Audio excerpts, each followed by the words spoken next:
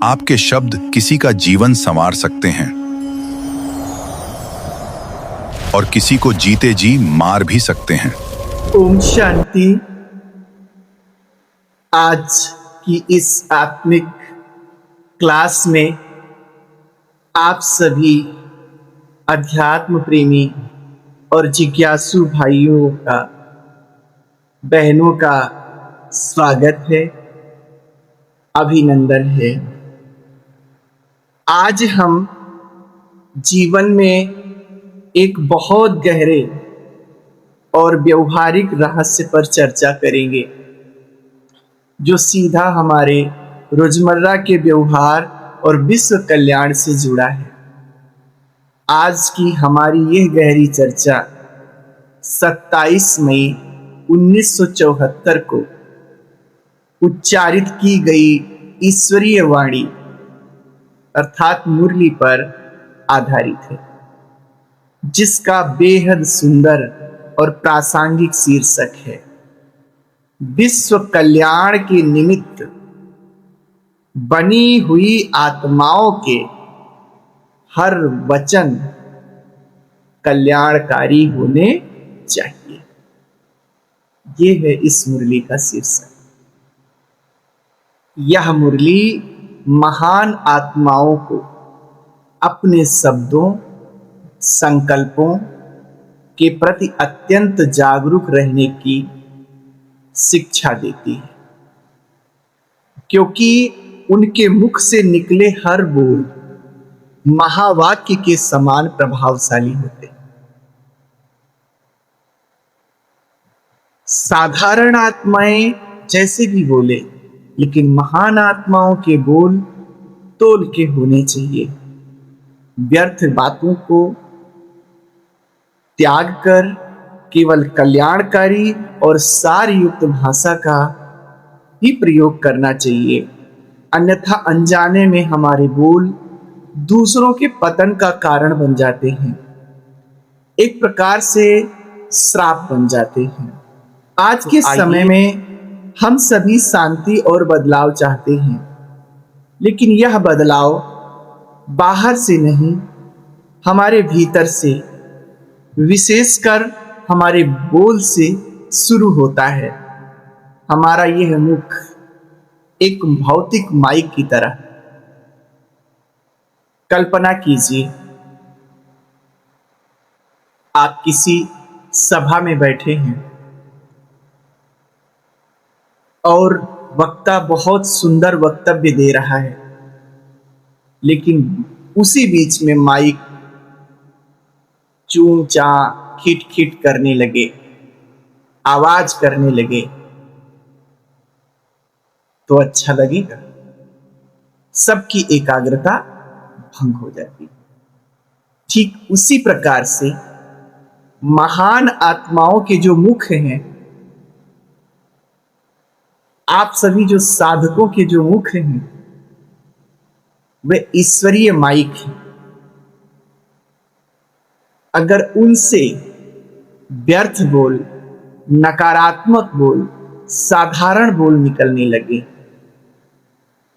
तो जैसे उस माइक का चूं चा अच्छा नहीं लगता, ऐसे आपके मुख से निकले हुए बोल अच्छे नहीं लगते। महान आत्माओं के बोल सदा कल्याणकारी होने चाहिए। एक महान आत्मा और एक साधारण इंसान में सबसे बड़ा अंतर उनके शब्दों में होता है। साधारण आत्मा का अधिकतर बोल व्यर्थ, निगेटिव और साधारण होता है। महान आत्माओं के बोल महावाक्य होते हैं।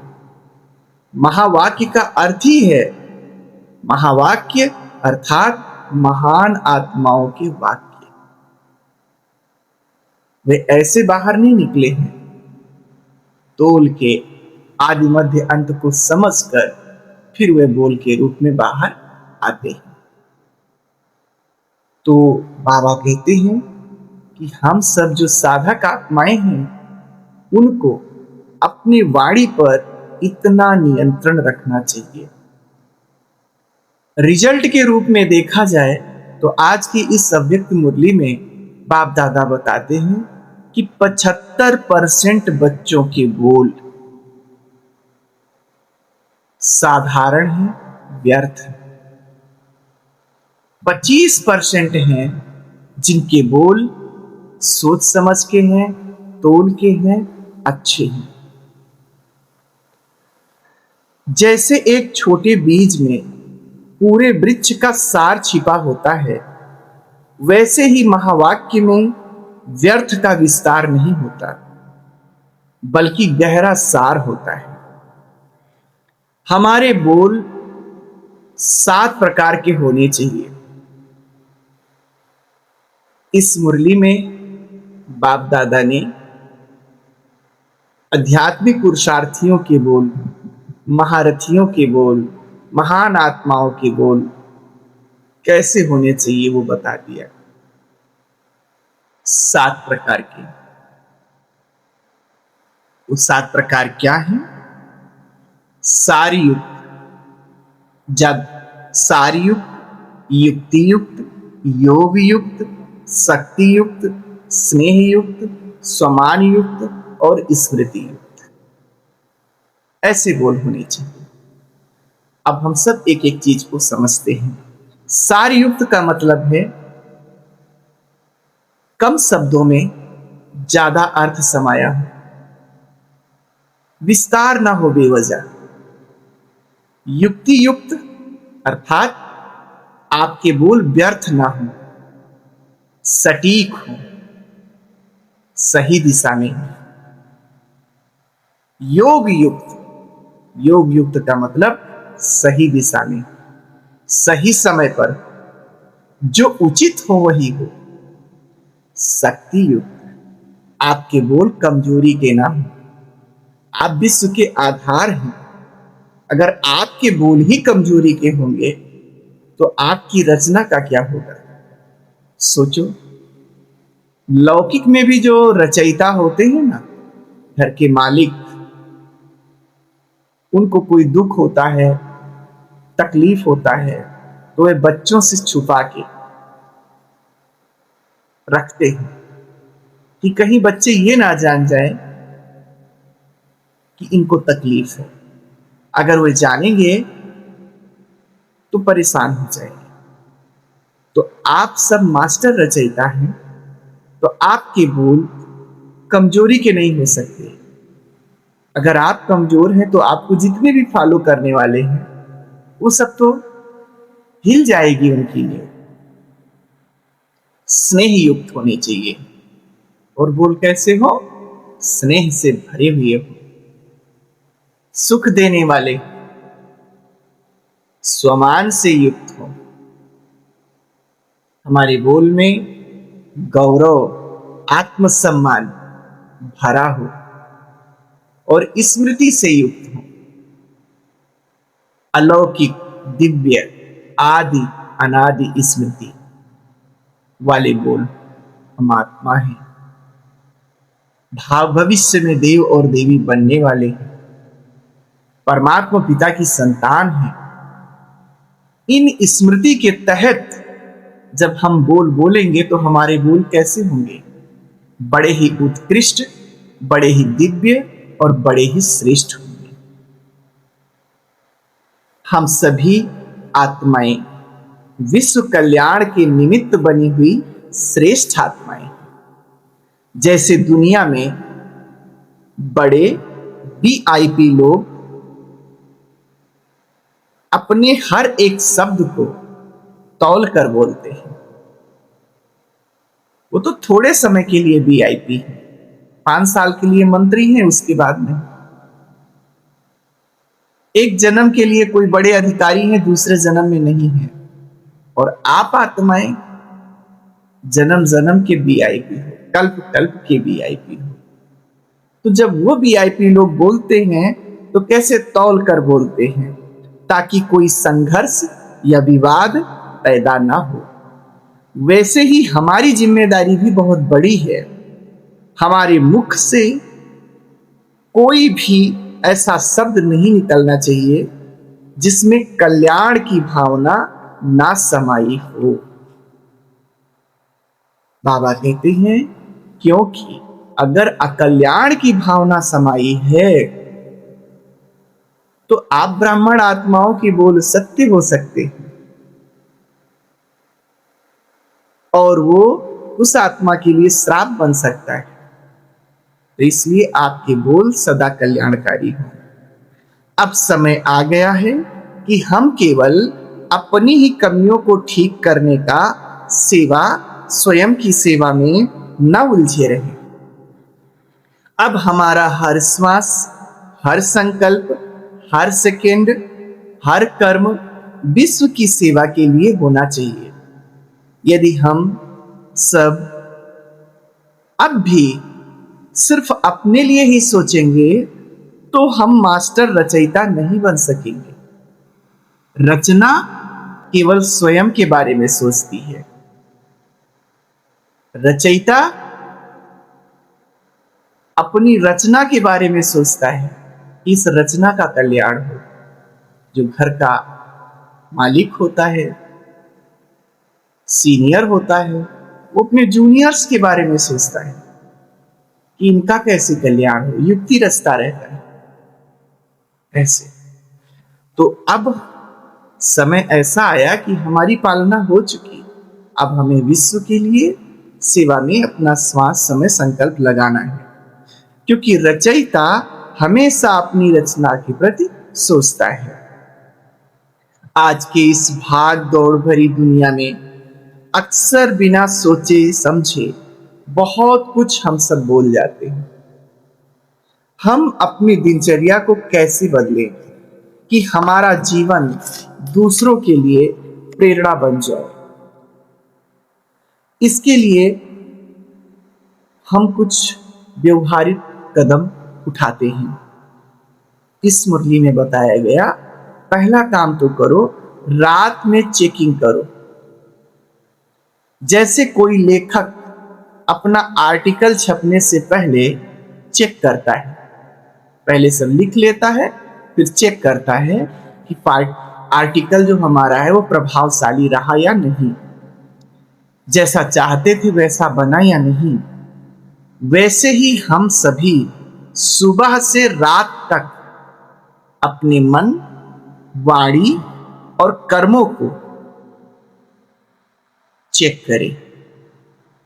वो लेख अपने कागज पे लिखता है, हमारे आपके जो मन है, वाणी है और कर्म है, वे कल्प कल्प के लिए ड्रामा में नूद हो रहे हैं। जैसे कोई वीडियो बनाया जाता है, बाद में एडिट किया जाता है, उसके जो खराब पोर्शन होते हैं उसको निकाल दिया जाता है। ठीक उसी प्रकार से रात्रि में सोने से पहले हमें अमृत वेले से लेके रात्रि तक हमारी मनसा कैसी रही, कल्याणकारी प्रभावशाली रही, वाणी कैसे रही, कर्म कैसे रहे, कौन सा इसमें पहलू ऐसा रहा जो नहीं होना चाहिए, ऐसे ऐसे करके हमें अपने उस लेख को ऑडिट करना है। हर रात सोने से पहले हमें चेक करना चाहिए कि आज दिन भर में हमारे कितने बोल समर्थ रहे और कितने बोल व्यर्थ गए। हमारे बोल किसी के लिए श्राप तो नहीं बन रहे हैं। हमारी स्थिति अब इतनी जिम्मेदार वाली है कि हमारे व्यर्थ व साधारण बोल दूसरों को नीचा गिरा सकते। मान लिया जाए कि हम सब कोई बहुत सीनियर है और हमारे बोल साधारण निकल गए, तो हमारे जो जूनियर्स होंगे वो क्या सोचेंगे? हमने उनको श्रापित नहीं किया, लेकिन वो सोचेंगे जब भैया जी भी ऐसे बोलते हैं, इतनी बड़ी बड़ी दीदी लोग ऐसे बोलती हैं, तो क्या वो भी अलबेले हो गए और वो भी साधारण बोलने लगेंगे। तो आपको देखकर उनमें चारित्रिक पतन आया तो समझो कि आप अनजाने में उनको श्राप दे बैठे। इसलिए हमको अपने बोल पे इतने नियंत्रण रखने हैं, तो वह अनजाने में ही हमारे द्वारा श्रापित हो जाते। और अब हम आप सब परमात्मा पिता के बच्चे हैं, अध्यात्म मार्ग के राही हैं। संसार के जो लोग हैं, जो सांसारिक जीवन जी रहे हैं, वे हमें आप में दिव्यता देखना चाहते हैं, बोल में उत्कृष्टता देखना चाहते हैं। लेकिन अगर हमारी चलन, हमारी मनसा, हमारे बोल कर्म साधारण होंगे तो उनको हमारे जैसा बनने की प्रेरणा नहीं मिल सकेगी, तो हम उनके जीवन को गिराने के निमित्त बन जाएंगे, जाने अनजाने में ही श्रापित कर बैठेंगे। इसलिए बाबा ने कहा कि जब आप ऊंचे शिखर पर चढ़ते हो तो आपकी जिम्मेदारी बढ़ जाती है। और एक बहुत सुंदर बात कही इसमें कि गलतियों को छिपाएं नहीं, महसूस करें। जैसे कि मान लो किसी के घर में बच्चे हैं, खेल रहे हैं और कोई गुलदस्ता खेल खेल में उनसे टूट जाता है। गार्जियंस ने देख लिया, लेकिन गार्जियन ये नहीं बोलता है कि आपने तोड़ा, वो उस बच्चों से ही पूछता है कि ये कैसे टूट गया। तो इसका मतलब ये नहीं कि गार्जियन जान नहीं रहा है, जान रहा है, लेकिन पूछ रहा है कैसे टूट गया। क्यों पूछ रहा है? ताकि बच्चों में सच बोलने की हिम्मत है या नहीं, महसूस करने की हिम्मत है या नहीं। अगर सच बोलने की हिम्मत है तो धीरे धीरे उन्हें सुधार। इसलिए गार्जियन ऐसा कर। तो ये दिव्य विधि है बच्चों को सुधारने का। ऐसे बाबा यहां कहते हैं कि शिव बाबा सब जानता है, लेकिन वो जानकर भी अनजान बनता है। आपसे सुनना चाहता है, आपके मुख से सुनना चाहता है कि आपसे क्या गलती है, और इसीलिए वो बोलता है कि रात में अगर कोई भूल हुई हो तो बाबा से बता दो। तो हमें अपनी गलतियों को छिपाना नहीं है। आज के समय में हम अपनी गलतियों का दूसरों से छिपाकर खुद को खुश कर लेते हैं, लेकिन परमात्मा सब जानते हुए भी हमसे इसलिए सुनना चाहते हैं ताकि हम महसूसता की सीढ़ी पर पांव रख सके।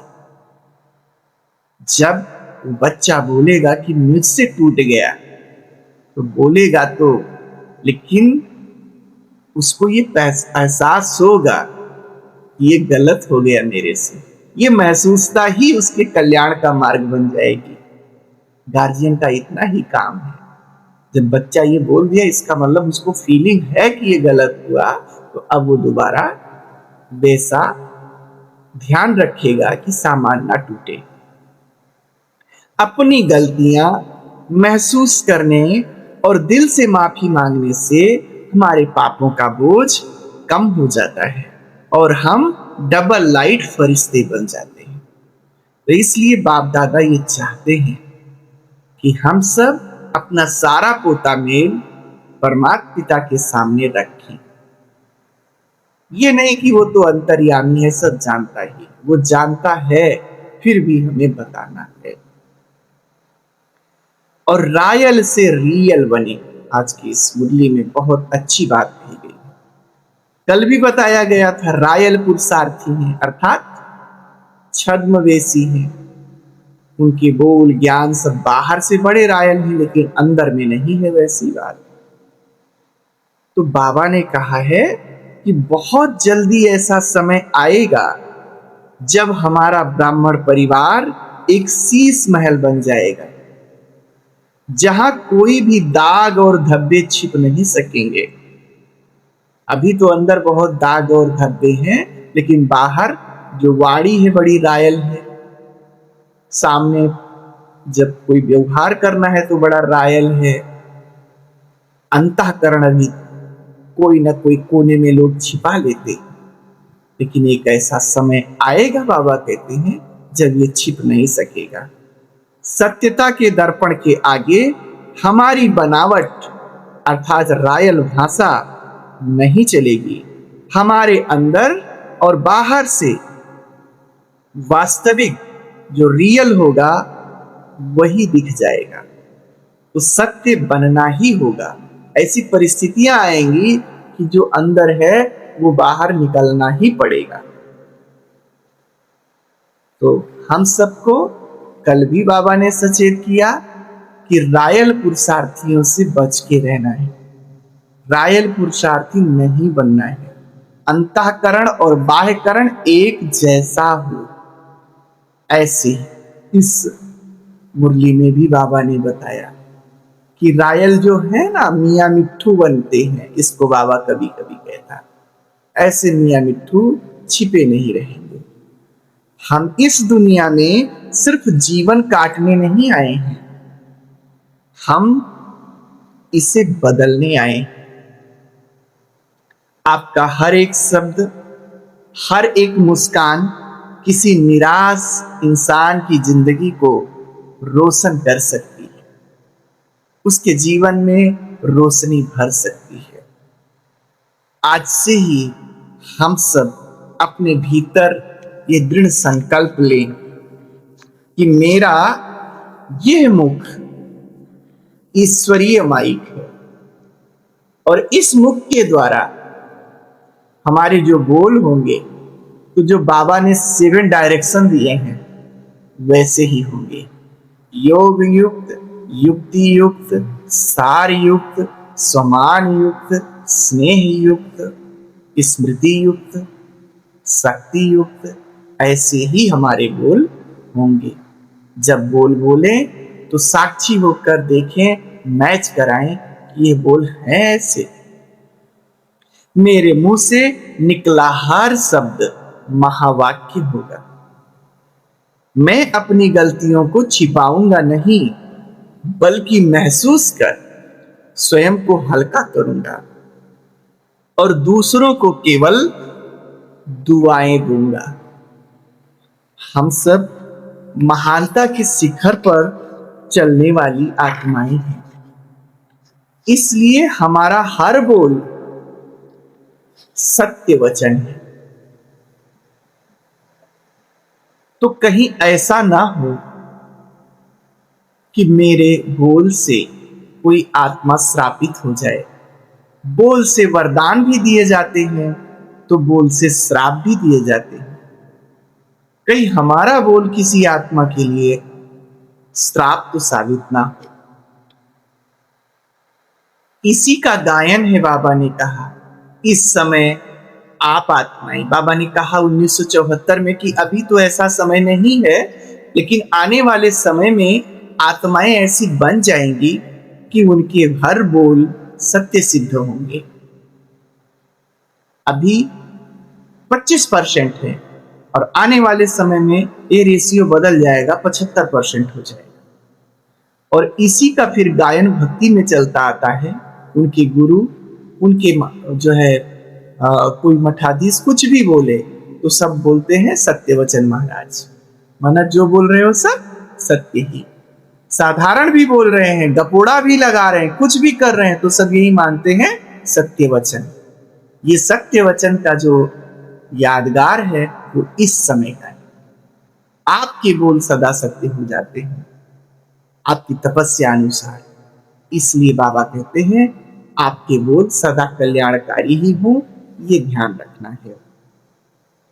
भीतर की इस यात्रा पर आज ही कदम बढ़ाएं, अपने शब्दों को बदलिए, आपका संसार खुद ब खुद बदल जाएगा। अगर इस चर्चा ने आपके हृदय को छुआ हो तो अपने जीवन में जरूर उतारिएगा। आप सभी का दिन शुभ हो, मंगलमय हो, आप सभी सदा प्रसन्न रहें। इन्हीं शब्दों के साथ ओम शांति।